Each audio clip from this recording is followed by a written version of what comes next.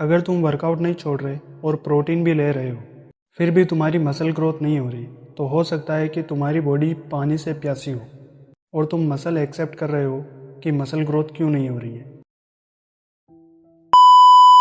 Hello everyone, तो कैसे हैं आप लोग। उम्मीद है कि आप लोग अच्छे होंगे। तो आज मैं कोई महंगे सप्लीमेंट की बात नहीं करने वाला हूँ, कोई फैंसी सप्लीमेंट की बात नहीं करने वाला हूँ। आज मैं उस चीज़ की बात करने वाला हूँ जो बिल्कुल फ्री ऑफ कॉस्ट है, लेकिन मसल बिल्डिंग में वो सबसे ज़्यादा पावरफुल है। तो मैं बात कर रहा हूँ पानी की, यस, वाटर की। तो मैं आज आपको 6 पॉइंट से समझाऊंगा कि पानी मसल ग्रोथ के अंदर सबसे ज़्यादा इम्पोर्टेंट क्यों है। ह्यूमन मसल्स सिर्फ प्रोटीन से मिलकर नहीं बनी होती हैं। बॉडी के अंदर मांसपेशियां और पानी का बहुत ही गहरा संबंध होता है। बॉडी की जितनी भी मांसपेशियां होती है वो 75% पानी से मिलकर बनी होती हैं। पानी हमारी बॉडी में पोषक तत्वों जैसे कि अमीनो एसिड को हमारी मांसपेशियों तक पहुंचाने में हेल्प करता है। उसके अलावा जो हमारी बॉडी के अंदर वेस्टेज होता है उसे भी बाहर निकालता है। ये जोड़ों को भी चिकना बनाए रखने में मदद करता है। मांसपेशियों के सिकुड़ने और ठीक होने के लिए बहुत जरूरी है। इसलिए हाइड्रेटेड रहना मसल ग्रोथ और कार्य क्षमता के लिए बहुत ही इम्पोर्टेंट है।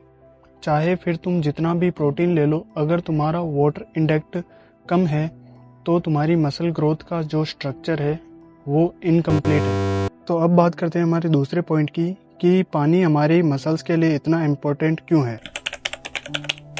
वर्कआउट के बाद हमारी बॉडी के अंदर कुछ माइक्रो टीयर्स होते हैं और हमारी बॉडी इन टीयर्स को रिपेयर करती है। वहीं से मसल ग्रोथ होती है। बट मसल को रिपेयर होने के लिए कुछ चीजें चाहिए होती है। पहली अमीनो एसिड, दूसरी ग्लूकोज, तीसरी मिनरल्स और चौथी सबसे इम्पोर्टेंट ऑक्सीजन। और ये सब मसल तक पहुंचते हैं सिर्फ और सिर्फ पानी के थ्रू। इसलिए पानी कम, repair slow, muscle growth slow.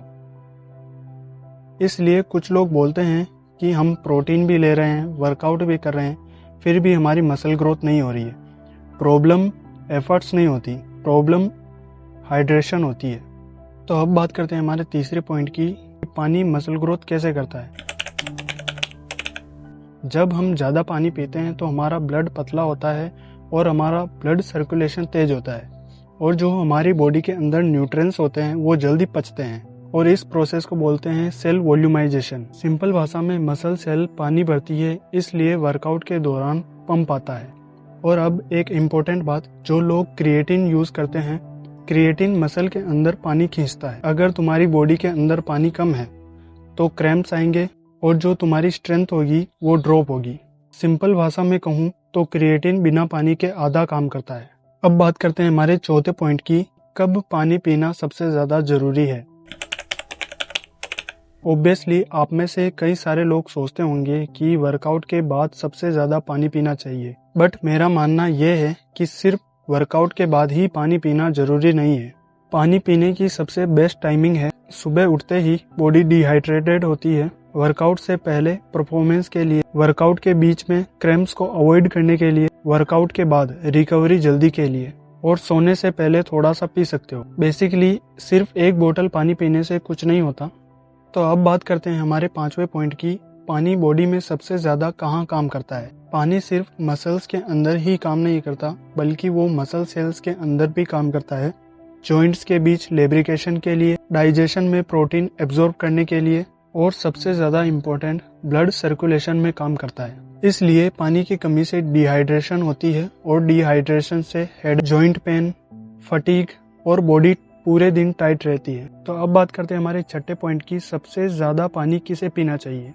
अब इस बात पर सबसे ज्यादा ध्यान देना जरूरी है। उन लोगों को सबसे ज्यादा पानी पीना चाहिए जो डेली वर्कआउट करते हैं, जो स्किनी या अंडरवेट हैं मेरे जैसे, जो रनिंग या बॉक्सिंग करते हैं, और सबसे इम्पोर्टेंट जो क्रिएटिन यूज करते हैं।